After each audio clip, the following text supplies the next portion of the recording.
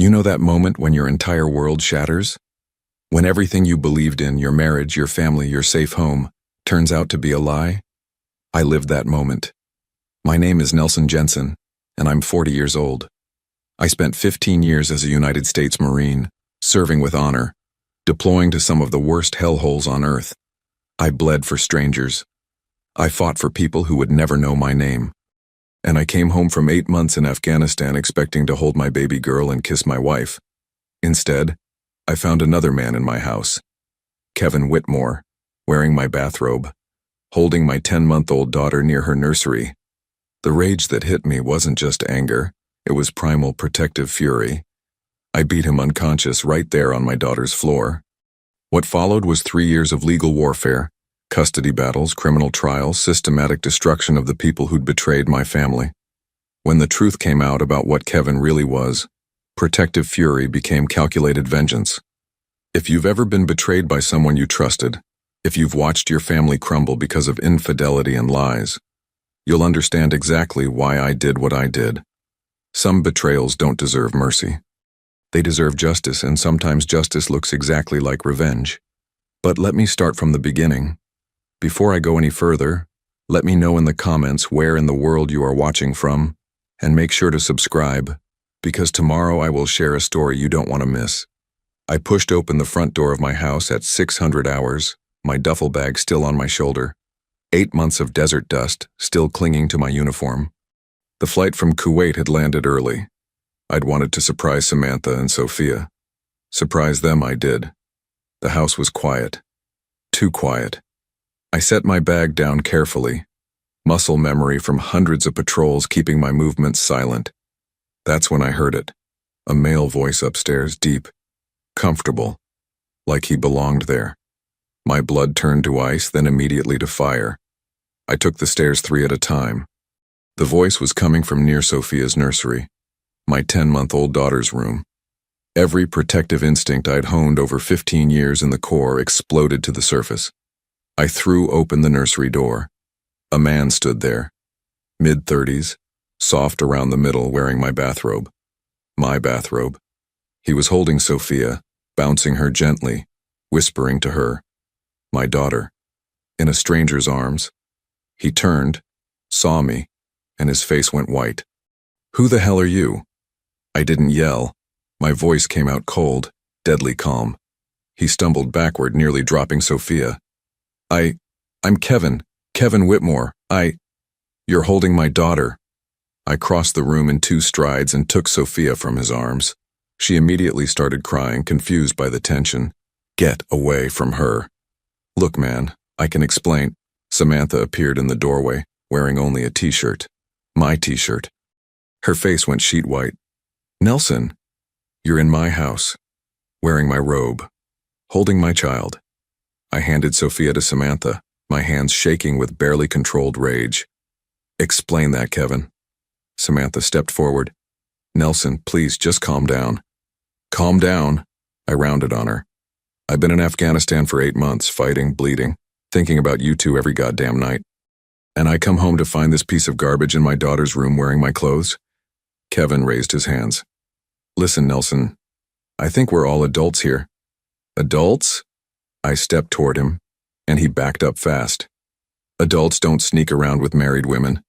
Adults don't play daddy to someone else's kid while her father's deployed." "It's not like that," Samantha said, her voice shaking. "Then what is it like, Samantha?" "Explain it to me real simple, because I've been awake for 36 hours and my patience is gone." Kevin cleared his throat.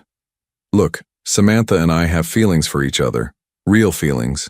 We didn't plan this. It just happened." "It just happened." I laughed, and it was an ugly sound. "You just happened to slip and fall into my wife? You just happened to end up in my house, in my robe, playing house with my family." "Don't talk to him like that," Samantha snapped. "You've been gone for months, Nelson. Months. I was lonely. I was struggling with a baby by myself. So you brought your boyfriend home? Around our daughter?" Kevin stepped forward, incredibly stupid. "Maybe if you were around more, this wouldn't have happened. She needed someone, and you were..." I hit him. My fist connected with his jaw with 15 years of Marine Corps training behind it. He went down like a sandbag, crumpling to the nursery floor. Sophia's crying intensified. "Nelson, stop!" Samantha screamed. But I couldn't stop. This man had been in my house, near my daughter, sleeping with my wife while I was getting shot at overseas. Every night I'd spent in that desert worried about them, missing them. It had all been a lie. Kevin tried to scramble away, blood pouring from his nose.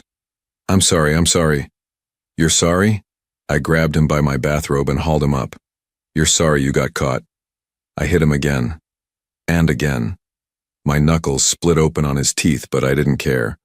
All the anger, all the betrayal, all the nights I'd spent in a combat zone dreaming of coming home to my family. It all poured out of me. Samantha was pulling at my arm, screaming. "Stop it. You're going to kill him.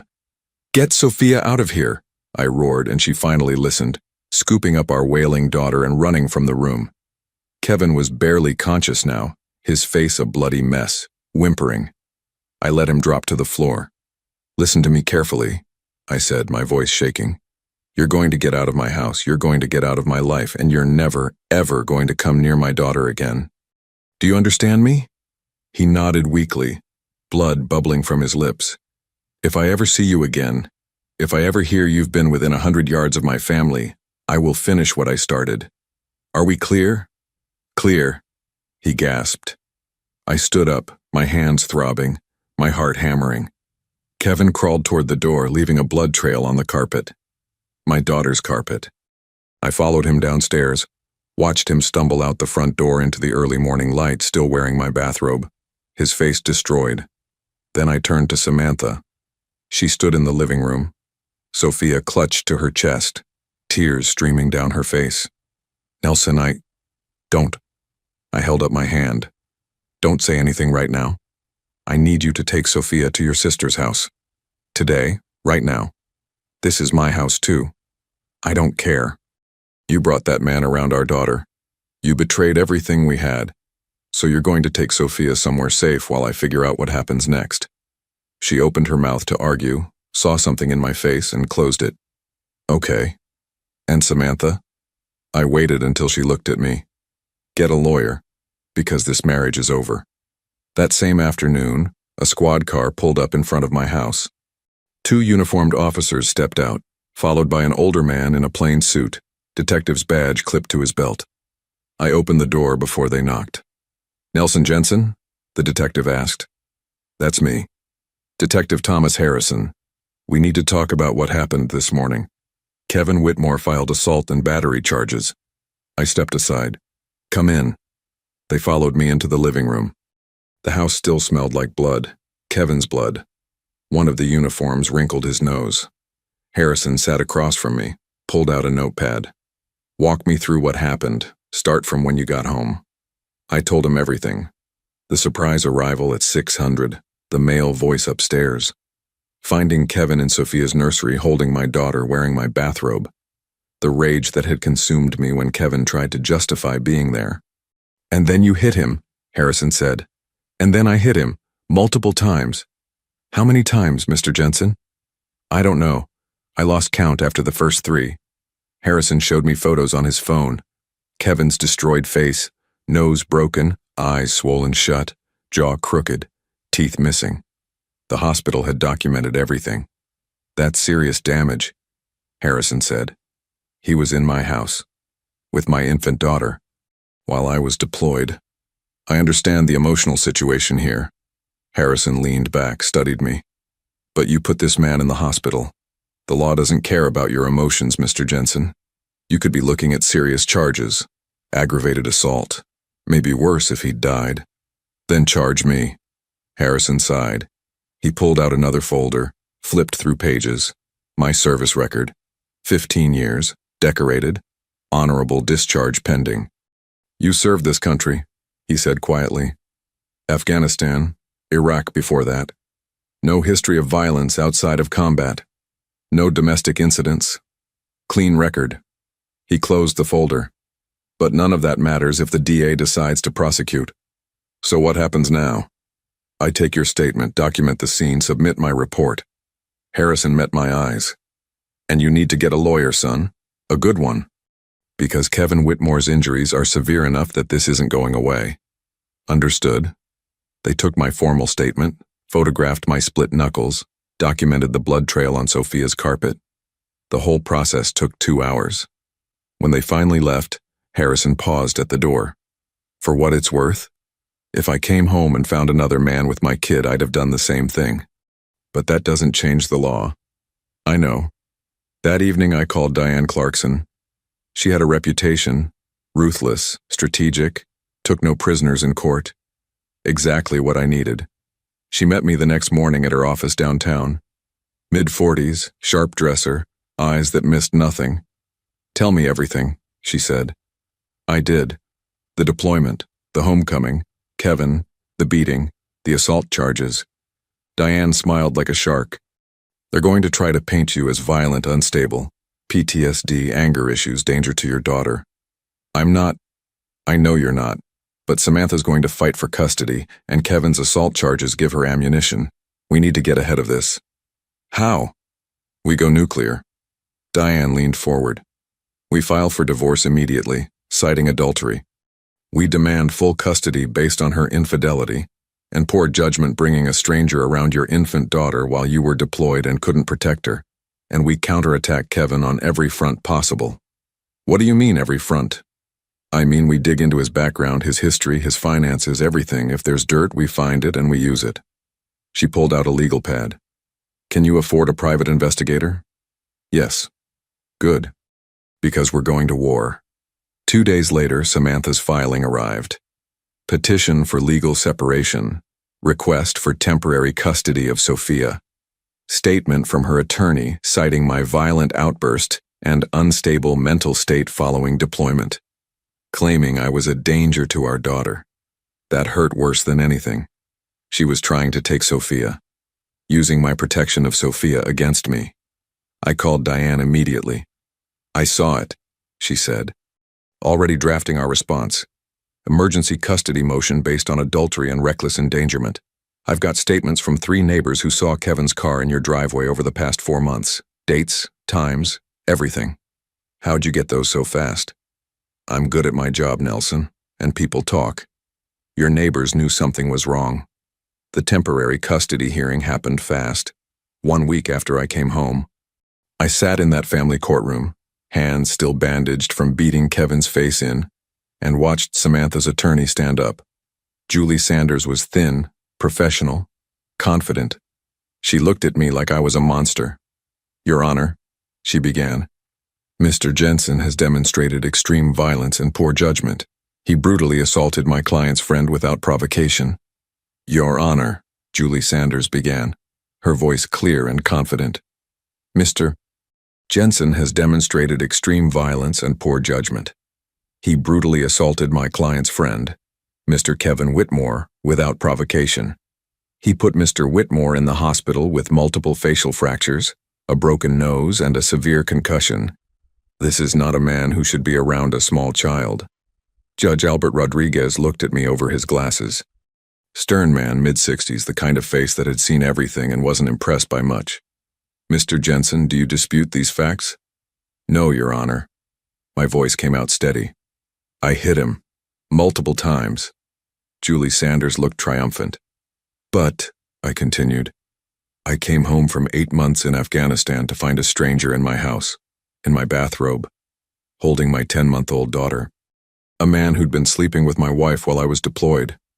I reacted the way any father would react when he finds an unknown man near his child. Rodriguez's expression didn't change. Your Honor, I spent 8 months in a war zone, missing my daughter's first words, her first steps, thinking about my family every single day.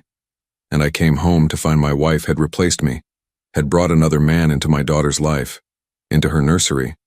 I snapped. That doesn't excuse violence, Mr. Jensen. No, Your Honor, it doesn't, but it explains it. Diane stood. Your Honor, my client served this country with distinction for 15 years. He has no history of violence outside his military service. No domestic incidents, no complaints, nothing. He came home to the worst betrayal a soldier can face, a cheating spouse who endangered their child by bringing a stranger into the home. His reaction was wrong, yes, but it was the reaction of a protective father, not an unstable man. Julie jumped in. Mrs. Jensen brought Mr. Whitmore around their daughter for months without incident, Your Honor. Mr. Jensen is the one who created a violent, traumatic situation. Mrs. Jensen committed adultery while her husband was serving overseas. Diane cut in, her voice sharp as a knife. She brought her affair partner into the marital home, around a 10-month-old infant, repeatedly and without her husband's knowledge. That shows catastrophically poor judgment. My client is a combat veteran who reacted to finding another man with his daughter. Mrs. Jensen is a woman who prioritized her affair over her child's stability. Rodriguez held up his hand. That's enough. I've heard enough. He shuffled papers. The courtroom went silent. This is a mess, Rodriguez said finally. A tragic, unnecessary mess. He looked at both of us. Here's what's going to happen. Temporary joint custody. Mr. Jensen, you'll have Sophia Monday through Wednesday. Mrs. Jensen, you'll have her Thursday through Sunday. My chest tightened. Not full custody, but something. Exchanges will happen at a neutral location. The police station parking lot. Neither of you is to bring any romantic partners around the child during this custody period. And Mr. Jensen, you're going to anger management counseling. Non-negotiable. Your Honor, Samantha started. I said that's enough. Rodriguez's voice could have cut steel. Both of you need to grow up and remember there's a baby caught in the middle of this. Next case. He banged his gavel. I walked out of that courtroom with partial custody of my daughter. It wasn't everything, but it was a start. Diane caught up with me in the hallway. That went better than expected. She's using my service against me, making me sound dangerous. Let her try. Meanwhile, we're building our case. Diane lowered her voice. I've got a private investigator, Daniel Wright, former cop. He's digging into Kevin's background right now. When we get to the final custody hearing, we're going to bury her. What about the assault charges? We'll deal with those, one battle at a time. The next 2 weeks were hell. Monday, Wednesday, Friday mornings, I'd meet Samantha in the police station parking lot. She'd hand Sophia over without a word, wouldn't even look at me. Thursday and Sunday evenings, I'd do the same in reverse. Sophia cried every time.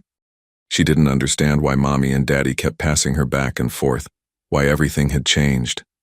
I attended my court-ordered anger management sessions, sat in a circle with strangers, talking about controlling emotions, identifying triggers. The counselor meant well, but she had no idea what it felt like to come home from war and find your family destroyed. Then Daniel Wright called. You're going to want to see this, he said. We met at a coffee shop 3 blocks from the courthouse. Quiet place, mostly empty at 2 in the afternoon. Daniel Wright looked like what he was, former cop, somewhere in his 50s, the kind of guy who noticed everything. He slid a manila folder across the table. Kevin Whitmore, 36 years old, works in insurance sales, divorced twice. Daniel tapped the folder. And he's been sued twice for harassment by female co-workers. I opened it. Police reports, restraining order requests, pages of testimony from women who'd worked with Kevin, claiming he'd made unwanted advances, followed them to their cars, sent inappropriate messages after hours. Is any of this criminal? Nothing stuck, but there's a pattern. Daniel leaned back. Boundary issues. The guy doesn't understand the word no. Last incident was 18 months ago, right before he got fired from his previous job. My jaw tightened. And Samantha just, what, didn't ask questions? She met him 2 years ago. He sold her a life insurance policy. They stayed in touch. Daniel's expression darkened. Started the affair about a month after you deployed. I stared at the documents. Harassment allegations. Multiple women. And Samantha had brought him around Sophia, around our baby. There's more, Daniel said quietly. I looked up. I found 3 women willing to testify that Kevin showed them inappropriate photos on his phone, photos of children, kids at beaches, playgrounds, birthday parties. He paused. He'd make comments about them. My stomach turned. What kind of comments? Disturbing ones. Nothing overtly sexual, but off. Wrong. The kind of thing that makes your skin crawl. Daniel met my eyes. The photos themselves weren't illegal, but combined with his behavior? Red flags everywhere. Are you saying? I'm saying Kevin Whitmore has an unhealthy interest in children. Nothing prosecutable yet, but enough to raise serious concerns. Daniel's voice went flat. And he was alone with your infant daughter, repeatedly. The coffee in my stomach felt like acid. I thought about Kevin in Sophia's nursery that morning, holding her, bouncing her, whispering to her. How many other times had he been alone with my daughter? There's one more thing. Daniel pulled out another document. Kevin has a sealed juvenile record. I couldn't get the details, sealed means sealed, but I found someone who knew him in high school. And? Kevin was arrested at 17 for breaking into a neighbor's house and going through their daughter's bedroom. Just going through it. Her clothes, her things. The family caught him and called the cops. Daniel's expression was grim. Charges were dropped because he was a minor and it was a first offense. I felt cold. He's a predator. Yes, and your wife brought him around your baby. Daniel closed the folder. Nelson, this changes everything. This isn't just about custody anymore. I looked at the folder, at the evidence of what Kevin really was, what Samantha had brought into our home. What do? We take this to the DA. Immediately. Daniel leaned forward. If Kevin was in your house around your infant daughter with this history, he may have committed crimes, real crimes. And we need to make sure they investigate him properly. Steve Parker arrived at Diane's office within the hour. My criminal defense attorney, mid-40s, 15 years of courtroom experience. He'd been handling the assault charges Kevin pressed against me. Daniel spread the documents across Diane's conference table. Steve picked them up one by one, his expression growing darker with each page. This man was in your house. Steve looked up at me. Alone with your infant daughter. With this history. That's what we found, Daniel said. Steve set down the papers showing Kevin's harassment suits. Boundary violations with women. Fired for inappropriate behavior. And he had access to a 10-month-old baby. There's more, Daniel said, pointing to the testimony about the photos. Steve read it. His jaw tightened. Inappropriate interest in children. Photos on his phone. Comments that made people uncomfortable. Steve looked at me. Nelson, you may have saved your daughter from something terrible. The words hit me hard. I'd been so focused on the betrayal, the affair, the rage I'd felt that morning. But this was bigger than adultery. What do? I asked. We turn this over to the DA, immediately. Steve gathered the documents.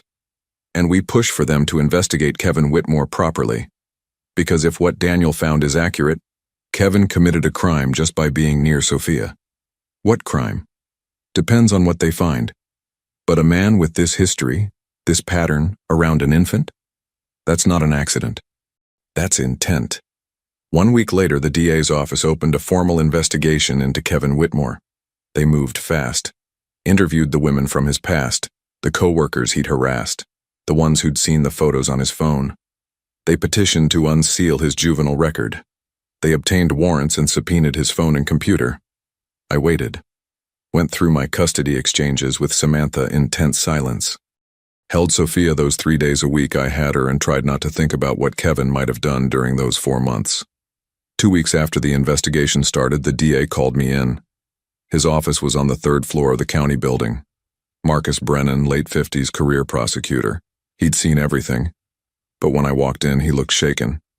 Mr. Jensen, sit down. I sat. Brennan opened a file on his desk. We executed the warrant on Kevin Whitmore's computer. What we found... He paused. You need to understand what we're dealing with here. My stomach nodded. Tell me.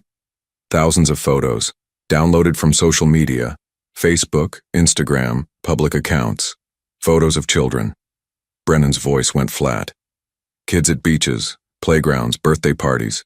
He organized them into folders by age and appearance. I felt sick. The photos themselves aren't illegal, Brennan continued. They're publicly available images. But the collection, the organization, the sheer volume, it shows intent. It shows obsession. And Sophia, Brennan's expression darkened. He had photos of your daughter. Hundreds of them. The room tilted. Hundreds? Photos he took during his time at your house. Sophia in her crib. Sophia in the bath. Sophia in her bedroom. All saved in a hidden folder on his laptop, separate from everything else. I couldn't breathe. Kevin had photographed my daughter, had saved those photos, had looked at them, organized them, kept them hidden. Did he? I couldn't finish the sentence. We found no evidence of physical molestation, Brennan said quickly. No indication he touched her inappropriately. But Nelson, the intent is clear. The photos, the pattern of behavior, his history, it all points to grooming. He was building up to something. He targeted Samantha, I said slowly. Yes. Kevin Whitmore is a predator. He targeted your wife specifically because she had a young daughter. The affair was just his way to gain access to your child. The rage I'd felt that morning, finding Kevin in Sophia's nursery, flooded back. But this time it was colder, more focused. What are the charges? Child endangerment, unlawful surveillance of a minor, possession of inappropriate images of a child. We're also looking at stalking charges. Brennan leaned forward. Combined, he's looking at serious prison time. And the assault charges against me? Brennan smiled grimly. Dropped. You defended your daughter from a predator, Mr. Jensen. We're not prosecuting you for that. He paused. In fact, we want you to testify against Whitmore. Tell the jury what you found that morning, what you did, why you did it. I looked at him. You want me to tell them I beat him unconscious. I want you to tell them you came home from serving your country and found a sexual predator alone with your infant daughter. And I want the jury to understand that you stopped him before he could do what he was planning. 3 months after I walked through my front door and found Kevin Whitmore holding my daughter, his trial began. Same courthouse. Same building where Samantha and I had fought over Sophia. But this time Kevin sat at the defense table in an orange jumpsuit, wrists shackled. He'd tried to make bail. Judge Rodriguez had denied it. Called him a flight risk and a danger to children. Kevin's attorney, a public defender named Michael Torres, stood before the jury and painted his client as a victim. A man in love who'd made poor choices. A man who'd been brutally assaulted without provocation. My client took photos of a child he cared about, Torres argued. Photos any family friend might take. And for that he was beaten unconscious by a violent man with military training. Marcus Brennan, the prosecutor, stood up for his opening statement, and he tore Torres's narrative apart in under 5 minutes. The prosecution's case was surgical. They brought in the women from Kevin's past. 3 of them, all willing to testify. The first was Jennifer Caldwell, mid-30s, former co-worker from Kevin's insurance job. She sat in the witness box and told the jury about Kevin's behavior, how he'd followed her to her car, sent inappropriate texts, made comments about her body that made her skin crawl. Did you report this behavior? Brennan asked. Yes, to HR. Kevin was fired 2 weeks later. The second woman, Angela Vasquez, testified about the photos on Kevin's phone. Photos of children at a public pool. He showed them to me during a lunch break, Angela said, her voice shaking. Said he liked taking pictures of kids. Said they were innocent, pure. The way he talked about them, it wasn't normal. Did you report this? I told my supervisor. They moved me to a different department so I wouldn't have to work with him. The third woman, Patricia O'Brien, described how Kevin had asked about her daughter. Repeatedly. Wanted to know what school she went to, what time she got out, if Patricia needed a babysitter. I told him to stay away from my family, Patricia said. And I got a restraining order when he showed up at my daughter's soccer game. Kevin sat at the defense table, his face pale, sweating. The jury took notes. Their expressions shifted from neutral to disgusted. Then Brennan showed them the evidence from Kevin's computer. Folders upon folders of photos. Children at beaches in swimsuits, children at playgrounds, children at birthday parties, faces circled in red. These images were downloaded from public social media accounts, Brennan explained to the jury. Organized by age, by hair color, by... He paused. Physical development. You could hear people shifting in their seats, uncomfortable, horrified. Then Brennan showed them the photos of Sophia. I'd seen them before. Brennan had prepared me. But watching them displayed on a screen in front of strangers made my hands clench. Sophia in her crib, sleeping. Sophia in the bathtub, naked. Sophia in her bedroom, vulnerable, unaware. These photos were taken by the defendant, Brennan said quietly, while he was alone with this infant, while her father was deployed overseas, serving his country. A woman on the jury wiped her eyes. When they called me to testify, I walked to the stand and took the oath. Brennan asked me to describe that morning. I told them everything. Coming home at 600 hours after 8 months in Afghanistan. Pushing open the door, expecting to surprise my wife and daughter. Hearing a male voice upstairs, taking the stairs 3 at a time. And what did you find, Mr. Jensen? Kevin Whitmore in my daughter's nursery, holding Sophia, wearing my bathrobe. What did you do? I took my daughter from his arms, and I asked him who the hell he was. Brennan walked me through the confrontation. Kevin's attempts to justify the affair. Samantha appearing in the doorway. The rage building in my chest. Mr. Jensen, when you struck Kevin Whitmore, what were you thinking? I looked directly at the jury. I was thinking that this man had been in my house, with my daughter. While I was overseas and couldn't protect her, I was thinking he'd been wearing my clothes, sleeping in my bed, playing father to my child. And I was thinking I'd kill anyone who tried to hurt Sophia. The courtroom was silent. Did you know about Mr. Whitmore's history at that time?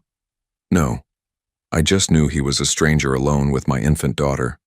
And now that you know what was on his computer, my jaw tightened. Now I know I stopped him before he could do what he was planning. Torres tried to cross-examine me, tried to paint me as unstable, violent, dangerous. Mr. Jensen, you beat my client unconscious, multiple blows to the face. You fractured his skull. I defended my daughter from a predator. You didn't know he was a predator that morning. I knew he was a stranger who had no business being near my child. That was enough. Torres tried again. Don't you think your reaction was excessive? No. The jury looked at me with something close to respect. After 3 days of testimony, they deliberated less than 2 hours. Guilty on all counts. Child endangerment, unlawful surveillance of a minor, possession of inappropriate images of a child, stalking. Kevin's face crumpled when they read the verdict. Judge Rodriguez presided over sentencing 2 weeks later. He looked at Kevin with pure contempt. Mr. Whitmore, you are a predator who targeted a vulnerable family for the purpose of gaining access to a child. You manipulated a lonely mother. You betrayed a deployed service member. You endangered an infant. Rodriguez's voice went cold. The photos on your computer show clear intent to harm. Your presence is a danger to society. He paused. 8 years in state prison. Mandatory registration as a sex offender upon release. Kevin stood up, shaking. I didn't touch her. I never touched her. Rodriguez's expression didn't change. Because her father came home and stopped you before you could, Mr. Whitmore. The bailiffs led Kevin out in handcuffs. 1 week after Kevin's sentencing, Diane filed the emergency motion. I sat across from her in her office while she explained the strategy. The conviction changes everything. Kevin's not just your wife's affair partner anymore, he's a convicted predator. And Samantha brought him into your home, gave him access to Sophia, enabled everything that happened. She's going to fight this. Let her try. Diane's smile was sharp. We have a predator's conviction. We have photos he took of your daughter that were used as evidence in a criminal trial. We have proof she ignored red flags because she was having an affair. Judge Rodriguez already doesn't like her. This is just going to bury her. The emergency custody hearing happened fast. 3 days later, we were back in Rodriguez's courtroom. Diane stood and laid it out clearly. Your Honor, the defendant Kevin Whitmore has been convicted of serious crimes related to his access to the minor child Sophia Jensen. He took inappropriate photographs of this infant. He organized them alongside images of other children in a manner that demonstrated predatory intent. And Mrs. Jensen brought him into the home. Repeatedly, alone with the child. She created the environment that allowed this predator to victimize her own daughter. Julie Sanders stood up quickly. Your Honor, my client had no knowledge of Mr. Whitmore's. Mrs. Jensen. Rodriguez cut her off, looking directly at Samantha. You brought a sexual predator into your home, a man who is now serving 8 years in state prison. He took photos of your infant daughter that were used to convict him. How do you explain this? Samantha was crying before she even started. I didn't know. I swear I didn't know what he was. You were told about his history with women, were you not? Rodriguez's voice was ice. You were told he'd been fired for harassment, sued by co-workers. You ignored every single red flag because you were having an affair. But Sophia's safe. Nelson stopped anything from happening. Your husband stopped something from happening because he came home early and found Mr. Whitmore in your daughter's nursery. Rodriguez leaned forward. If he hadn't, Mrs. Jensen, would you have noticed? Would you have seen the signs if Mr. Whitmore had molested your child? Samantha couldn't answer. Just sobbed. I spoke quietly. You already let someone hurt her. Samantha flinched like I'd hit her. Rodriguez didn't even deliberate. Full legal and physical custody is awarded to Mr. Jensen. Mrs. Jensen, you will have supervised visitation only. 4 hours every other Sunday, court-appointed guardian present at all times. Your Honor, please. You will complete parenting classes.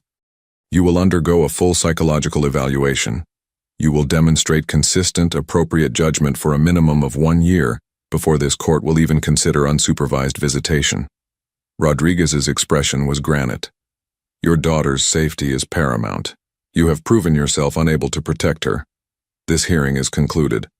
Julie tried to say something, but Rodriguez was already standing, already done with us. The divorce proceedings came next. Samantha wanted half of everything. The house I'd bought before we got married.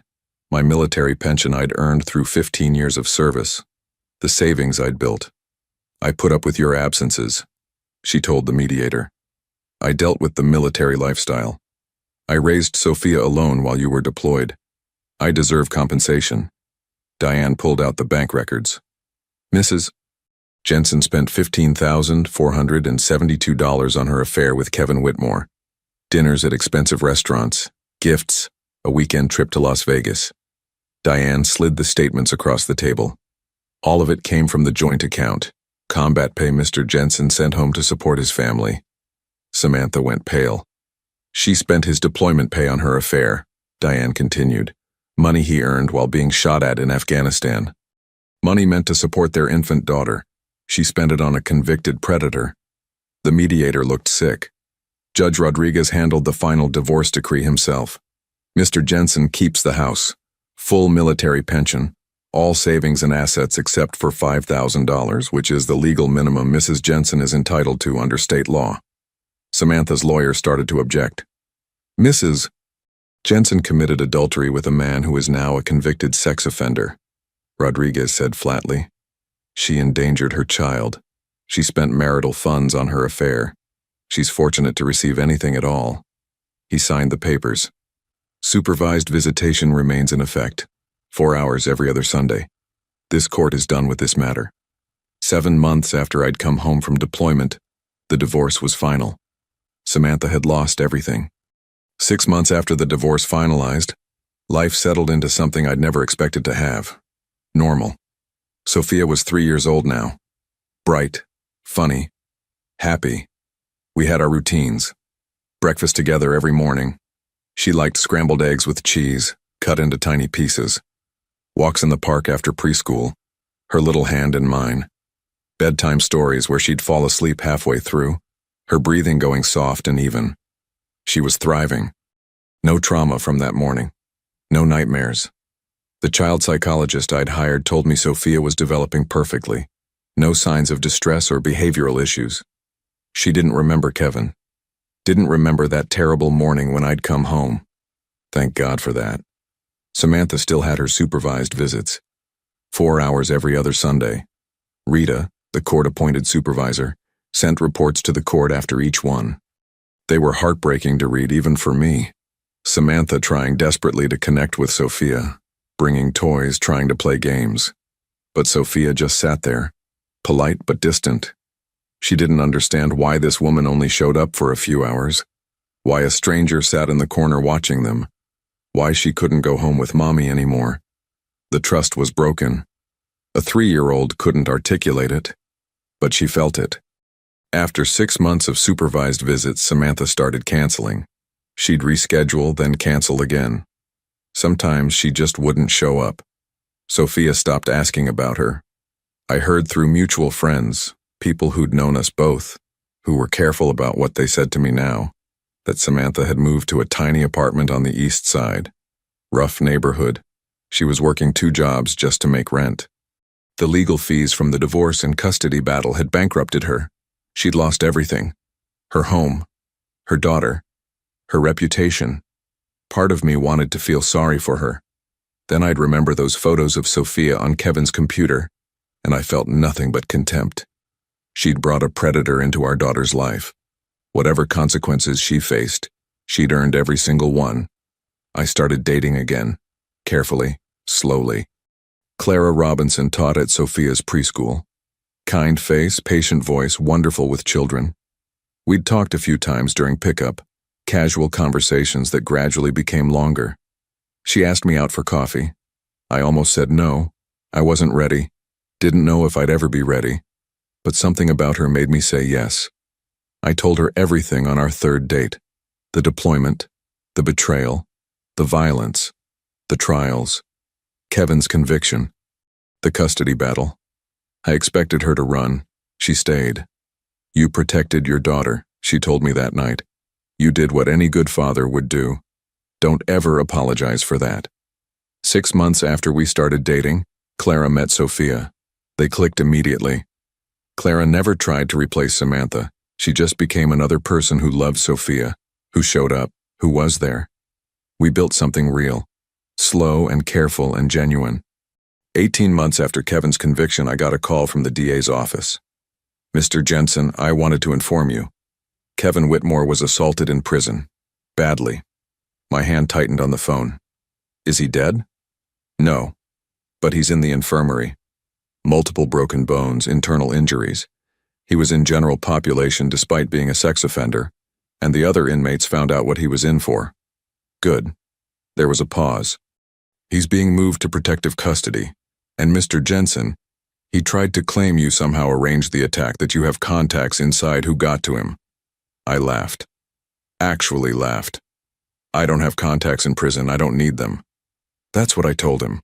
The inmates found out on their own. They saw his record, saw what he did to your daughter. The prosecutor's voice hardened.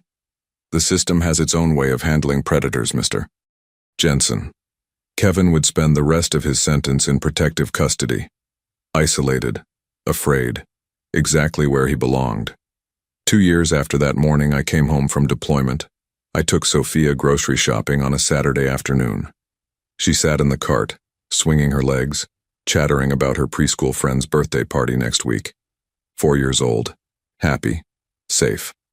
I turned down the cereal aisle and saw Samantha. She looked exhausted, older than her years, worn down by consequences. She saw Sophia and froze. "Hi, baby," she said softly. Sophia looked at her blankly. "Who's that, Daddy?" My heart broke a little, even for Samantha. "That's Samantha, sweetie. Remember?" Sophia shook her head. She didn't remember. Samantha started crying right there in the cereal aisle. "I'm your mommy," she whispered. 3 years after that morning I came home from deployment, I married Clara. It was a small ceremony, just close friends and family, my old Marine buddies, Clara's parents, a handful of people who'd stood by us through everything. Sophia was our flower girl, 5 years old, delighted in her white dress, scattering petals everywhere with complete abandon. She took her job seriously, concentrating hard on each handful, making sure the petals landed just right. Clara cried watching her. Happy tears. I'd invited Samantha. Wanted to be fair. Wanted to give her one last chance to be part of Sophia's life. She didn't come. She sent a card instead. $20 tucked inside and a note in shaky handwriting. "I'm sorry for everything. Be happy." I almost felt sorry for her, almost. But the feeling passed. Sophia called Clara Mama without any prompting. Just started saying it one day, natural as breathing. Clara cried then too. Pulled Sophia into her arms and held her tight, whispering thank you into Sophia's hair. My daughter had a real family now.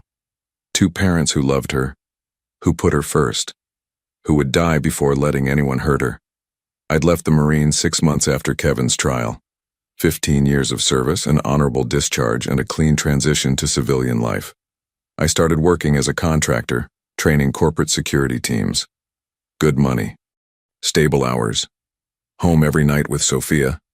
The work came easy, teaching executives and security personnel how to spot threats, how to respond, how to protect what mattered. I knew something about that. We had a good life, quiet, stable, full of love. Sophia was smart, funny, loving. She had friends at school, birthday parties to attend, a bedroom full of toys and books. She didn't remember Kevin, didn't remember those months when a predator had access to her. I'd made sure of that. Sometimes late at night after Sophia and Clara were asleep, I thought about that morning, the rage I'd felt, the violence that had erupted from somewhere primal and protective, the sound of my fists hitting Kevin's face, the blood, the fear in his eyes as he realized what was happening. Part of me regretted it, the legal mess, the cost, the scrutiny, the trauma of reliving it all in courtrooms.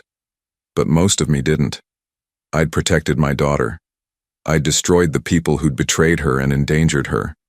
I'd rebuilt my life into something better than it had been before. Kevin was still in prison, protective custody, isolated and afraid. He had 4 more years left on his sentence. And when he got out, he'd be a registered sex offender for the rest of his miserable life. Unable to work most jobs, unable to live near schools or parks. Marked forever as exactly what he was, a predator who got caught. His life was over. He'd destroyed it himself by being what he was. I'd just made sure everyone knew it. Samantha had lost everything by choosing Kevin over her family.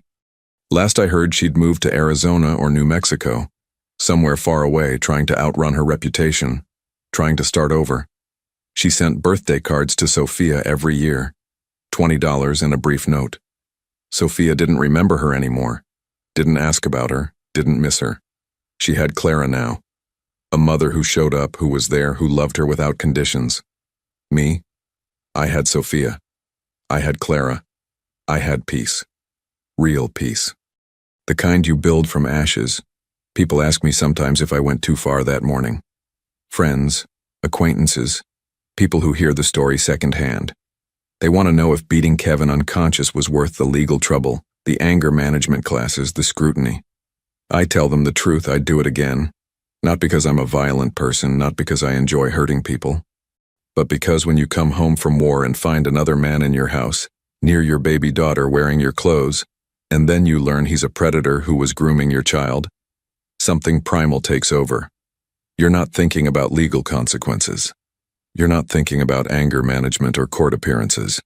You're thinking, threat to my child, and you eliminate the threat. Kevin learned that day that actions have consequences. He's learning it every day in prison, isolated, afraid, marked forever.